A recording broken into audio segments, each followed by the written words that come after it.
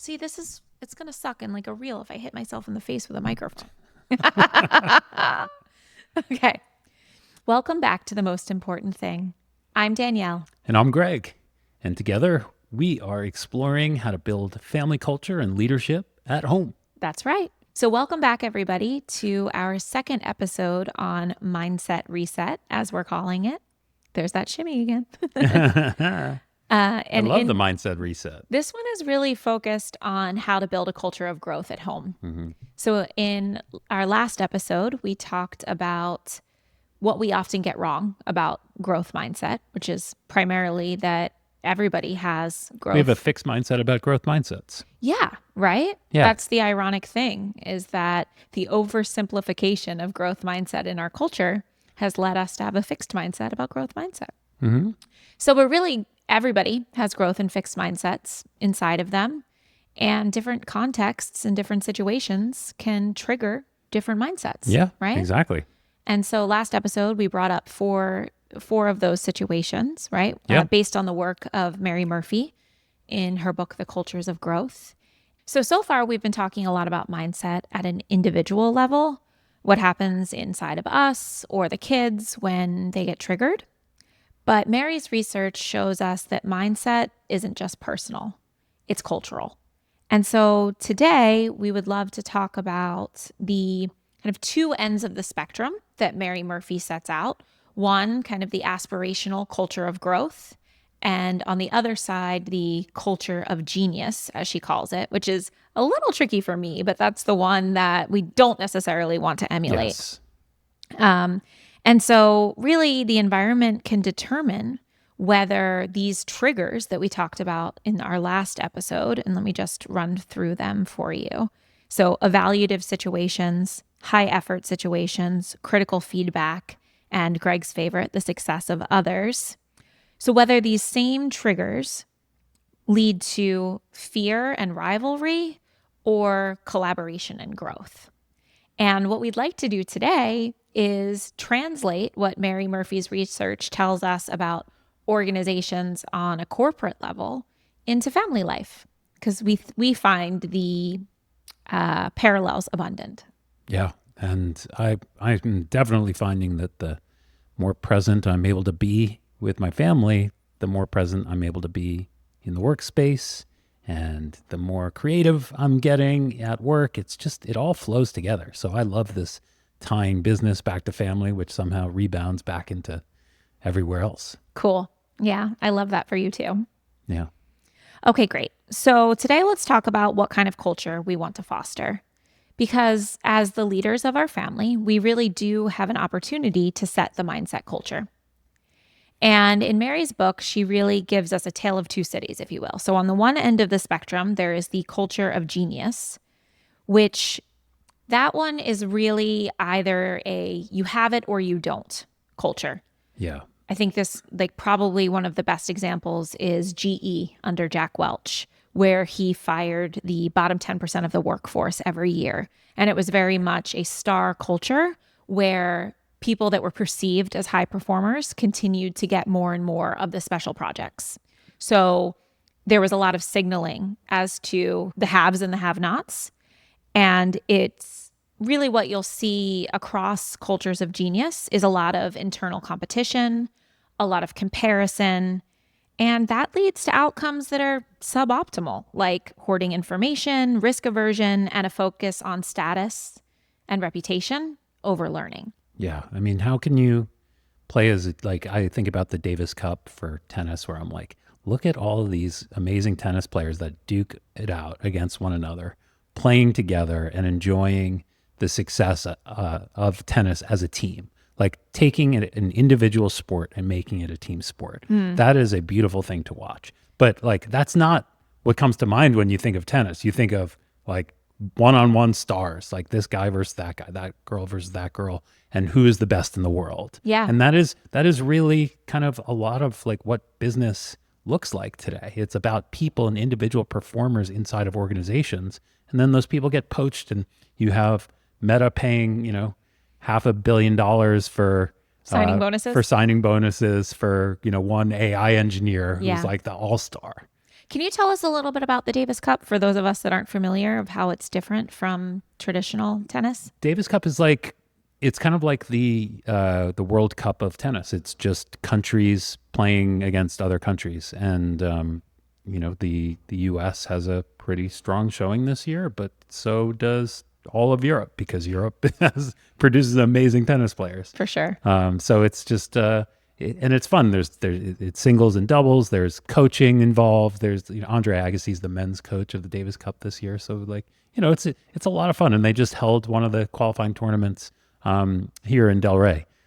So that was pretty neat to see. Just like this little tennis town of ours that we've got is opening up to the world stage. Cool. Very cool. Yeah, I think that's probably the same, for like the World Cup, say all these different soccer stars on different teams across the Premier League and whatnot, and then playing for their countries, right? Or even the Olympics. Like I think about the NBA and the stars that play for America. Absolutely. It's a totally different vibe when they're collaborating, right? But I think the Davis Cup is such an extreme because it's an individual sport. Like in the Sure. NBA and in soccer, you're playing on teams. You're just now mixing up the teams to produce all the stars from that country or from whatever. This is taking a sport of geniuses and putting them in a collaborative environment.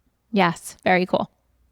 Okay, so translating the culture of genius into family life. Now, what I'm about to say is, I'm sure not true of anyone's family as it's being illustrated here, but I can speak for myself and just say that I'm definitely guilty of some of these things. But it is a culture where there's a core belief that this is the smart kid, this is the athletic kid, this is the creative one, right? So labeling is prevalent, and talent is seen as fixed.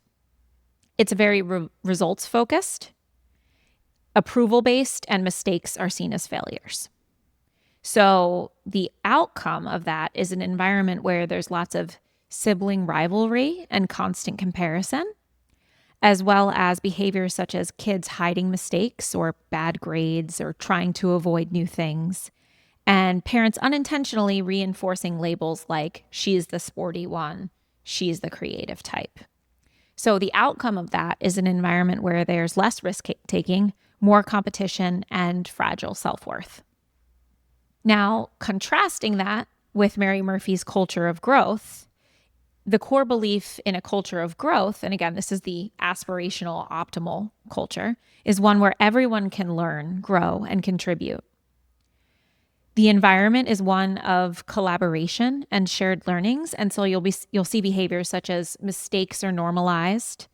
There are learnings happening from everyone in the group, and there's a real focus on effective effort. So what strategy is used, who supports those people, and how did they pivot when maybe the effort or the direction someone was taking wasn't working so well, as opposed to like a blind persistence in pursuit of a goal. And so the outcomes that Mary notes in cultures of growth is that you'll see greater innovation, resilience, and long-term success of these organizations. Sounds pretty nice, right? For sure. We talk a lot about the idea of family as a team, and in team sports, we can still have stars. We can have people that excel at one thing or another. But the difference is we are looking as a team at how we can scaffold those individuals all together to achieve their best. And that individual is looking to scaffold everyone else. It's not just about all eyes on, Jade because she's going to be a jiu-jitsu champion, and let's drop everything we're doing to travel across the town, across the state, across the country to go to her performances and skip over everything that Hunter and Maverick are doing because they're never going to achieve the level of success that she's achieving. That's a culture of genius. A culture of growth is Jade really loves jiu-jitsu. Let's have Hunter practice with her at home because Hunter loves it too, but might not be as good, but can be her sparring buddy. And Jade can help Hunter with her ballet or her dance or whatever. And Maverick can be, not just the cheerleader, but also the girls can be teaching him a thing or two.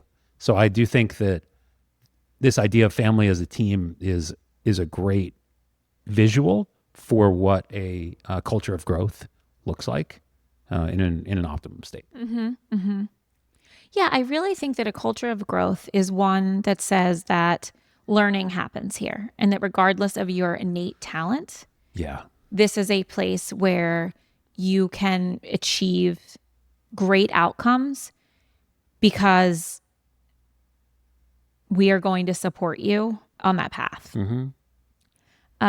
You brought up something that I think is interesting that I wanted to mention from Susan Dominus's book that I recently read called The Family Dynamic. Okay. She highlights research that shows that in underprivileged or under-resourced families, you are much more likely to see all resources move towards the child that has some innate talent or star abilities, right? Which makes a lot of sense intuitively because that is their best chance to see growth from a generational perspective. But you find that the opposite is true in privileged, well-resourced families where they tend to allocate more resources to the laggard, if you will, the child that needs more scaffolding and support. And so I just find this to be really interesting anecdotal. It's research, really interesting around the way that your privilege really decides how you tend to allocate resources within the family.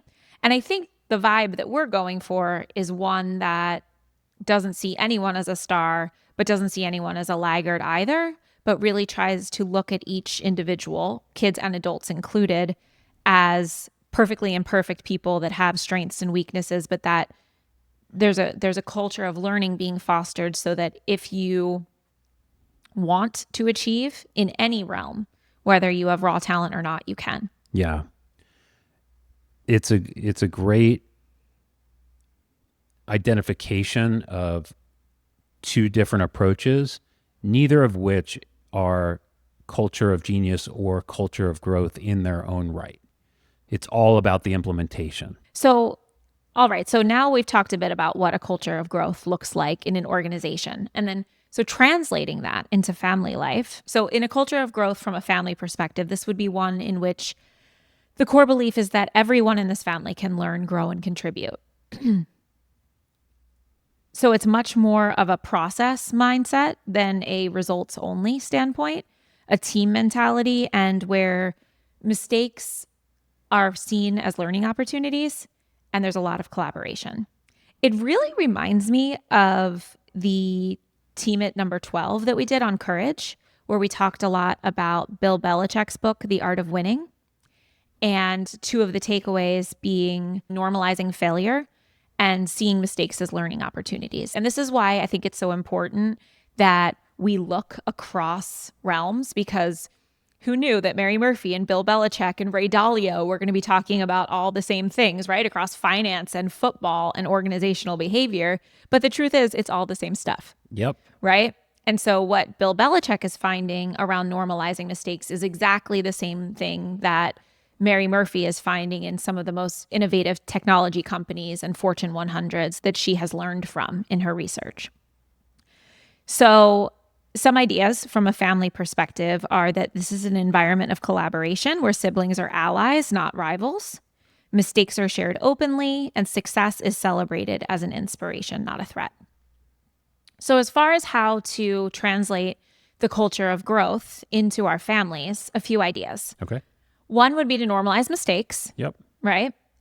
Two would be to create feedback loops, because in cultures of genius, feedback often feels like a personal attack or a threat. But in cultures of growth, feedback is frequent, low stakes, and normalized. Especially if we always show up with the right amount of believability when it comes to feedback. And so as parents, we can show up with the empathy, we can show up with a lot of things, but sometimes we might be out of our depth when it comes to giving actual feedback. And so I think that we need to say, I think that you should do this, but let me check and let's look at it together, or let's video it and see what's going on, as opposed to like you need to move your left foot faster. Like, I don't know. I haven't ridden a bike, learned to ride a bike in a long time. Yeah. I mean, I hear you. I think that's I think that's great. And I think that is part of personal humility, which is so important in any leadership context, Yeah. but particularly when it comes to family. I also think that normalizing mistakes as a family starts with the parents modeling it. Yes, definitely. And so I think that creating a culture where mistakes are normalized, whether it's at, during a weekly family retrospective where we're talking about what went well and what didn't go well for the week. Another idea from a friend that I heard, in their family, they really value failure because that means that you're taking a lot of risks. Yeah. And so the mom will jokingly say, are you stealing my failure crown? Because I'm the one that makes the most mistakes around here. Like, are you trying to come for my crown?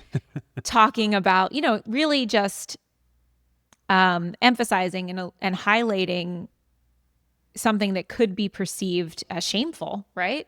Making mistakes, having failures, as, really flipping that script and saying, no, that this is what we do here as a Yeah. family. Like, the more mistakes you are making, the better, because that means that you're taking risks. Mm-hmm. And so I think that's a wonderful example of a family really taking on a growth mindset when it comes to effort and all different types of risk-taking situations. I totally agree. Most of the mistakes we make in private and or in our head, or in doing something silly. It's hard to make a blatant, like, overt mistake that everyone sees and call attention to it. So we have to bring these things out, right? We have to talk about them For sure. and when they show up. I remember Hunter saying to me, like, she made a mistake in something, and I'm like, this happens all the time. And she's like, what are you talking about? You never make mistakes. And I'm like, whoa. Yeah. Let me tell you something. And I felt horribly in the moment because I noticed that, back to this creating a fixed mindset in kids, because we're just adults and do things with more coordination, more experience. Like, she hasn't really seen me make mistakes, and I don't really talk about the mistakes that I've made. And this is an opportunity to flip the script on that. Yeah. And again, another through line here from episode 2, Family Stories, is just building that intergenerational self. Share struggles, not just successes. Mm-hmm. Even just this morning, Hunter and I were having a conversation about difficulty making friends. And I found myself giving her colloquialisms or quotes. And then I just started telling her about my own experiences. And that's when the connection really happened. Nice. Is when I can tell her, if you love something, let it go, and it comes back, it's yours. But it's not until I actually get down in the hole with her and share about times when I've had trouble making friends and felt lonely and things weren't going well, that she really feels that support. Yeah. No, it's a tough thing to watch as a parent, like, especially having gone through that and being on the other side. Like, it's like those balls that swing the pendulum. Like, it's like, oh, I thought that I was done with this, and then boom, now I'm seeing the other Seeing side it in of a new it. way. Welcome to parenting, right? Yeah. I shouldn't say. Welcome to family leadership, right? Welcome to family leadership. Okay, so, but in Adulting. fairness, like, we've talked about this a bit on the podcast as far as normalizing mistakes and creating feedback loops. Like, I feel like those are important points, but maybe a little bit overdone. And, like, I think our audience knows those things. The real aha moment, and the reason why I wanted to have a part 2, is because of the way that Mary Murphy talks about recasting competition. Competition is inevitable. And actually, honestly, as a very competitive person myself, I think it's a good thing. Sure. I think it is an innate drive that we should support as humans. And so kids are going to compete. We have 3 kids. They love to compete against each other. That is natural. But as leaders, we have the opportunity to shift the competition away from who is the smartest, who is the fastest, who is the most creative, towards contribution, towards who is actually moving our team forward. Yes. And that, I think, is the real innovation here that I've really only heard Mary Murphy talk about, which is her insight is that in these high-performing organizations, they accept that there is competition and that competition itself is not bad. It matters what dimension you compete on. What are you competing towards? Mm-hmm. What is the thing that is going to drive the organization forward? And then, so in addition to on what dimensions are we competing, It's how do we incentivize and what is the story that we tell about that achievement? Right. And so in families, what this means is not who can clean up the dishes the fastest, but who is the person that is creating the assembly line so that we all effectively clean up together. Yeah. Does that make sense? Yeah. It's a challenge to compete on an even playing field, which is not necessarily speed or agility, but it's up here. It's thinking through what can we do to clean up more effectively, and that's where we can all compete As a team. It kind of it does remind me of what you had said in our last episode around Simon Sinek's request. Yes. Which is, I want everybody to come up with 15 ideas, but I recognize that some of you will be the idea generators and some of you will be the idea executors, and I want to make space for both. Bingo. Right? Yeah. And so Mary asks us to think about on what dimension are we competing? And so I would suggest that that's really harkens back to each of our own family values and what do we want to highlight and put forth as worthwhile, right? How do we incentivize? So, we're not a big rewards family, but I do want to encourage us to think about what we like any type of artifact that we could create for accomplishment. There's a great example that where Mary Murphy mentions from a tech company. She doesn't say which one, but that they, in addition to monetary rewards for their employees, did things like give people a preloaded Kindle with books with all the favorite books from their CEO. So what they're doing is in the reward, they're showing their values and saying, we value learning here. Mm-hmm. And so we are going to reward you with more learning, right? Yeah. And I think that that's a really great way to provide some type of tangible reward that aligns with the values of the culture. Agreed. I like the idea of artifacts that celebrate something that we all stand for. That can be a reward in and of itself. Mm-hmm. So that's cool. If anybody out there has any good examples of artifacts like that, I would love to hear it.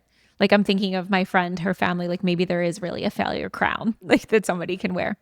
Right. Yeah. And then the third thing, and I think this is such an important aspect of this, is what is the story that we tell when we highlight an achievement? And so we want to tell the story not just about the outcome, but about the distance traveled to achieve that outcome. And this is something that really is the crux of what Adam Grant talks about in his latest book, Hidden Potential, which is it's not how far you get, but the distance traveled rather than the innate starting or ending point. And why is that? It's because rather than trying to stoke competition, what we're actually trying to do by highlighting achievements is to illuminate the strategies and supports used to reach the goal. So not just how talented are you at the start, but who did you ask for help? Where did you seek support? And where did you get stuck and have to pivot? Yeah. All right. So I really like this idea of recasting competition because I think that it'll really help guide us when we start to see the kids getting competitive around how can we pivot this competition towards something that is actually contributing towards a family goal.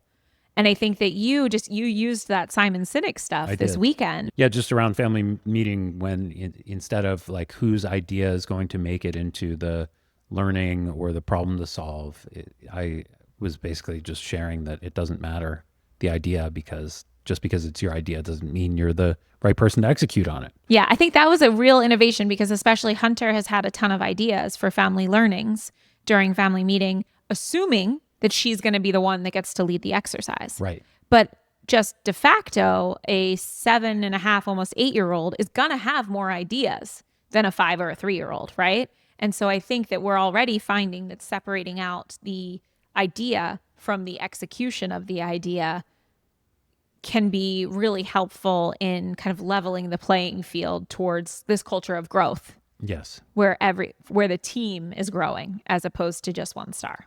Yeah, no, I love this stuff.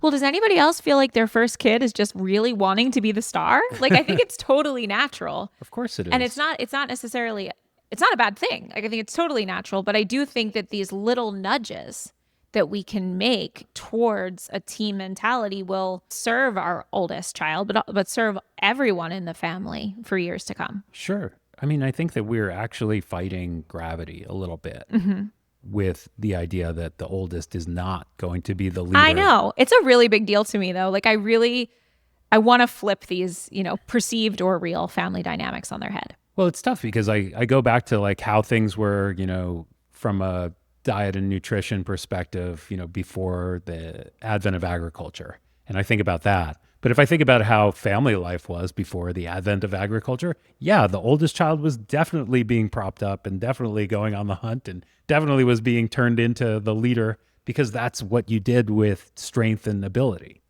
Right. And so, I want to just tell you, though, for what it's worth, because some of this research was also in the family dynamic book that I recently read. And so she says that findings show that the more children there are in a family, the more pressure parents put on a first child. They encourage the oldest to set a standard and an example, and that pressure seems to be effective.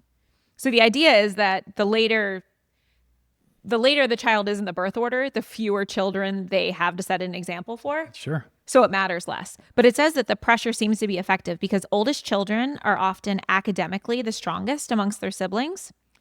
And firstborns are 30% more likely than thirdborn siblings to rise to the top ranks in corporate environments. Huh. Older siblings are significantly more likely to run for office and win. And that birth order is a better predictor of that success than gender or even education level. Wow. I mean, that's the gravity. Like that's the natural force in the universe that is saying that is, and therefore, thus shall be unless you really work hard to change it.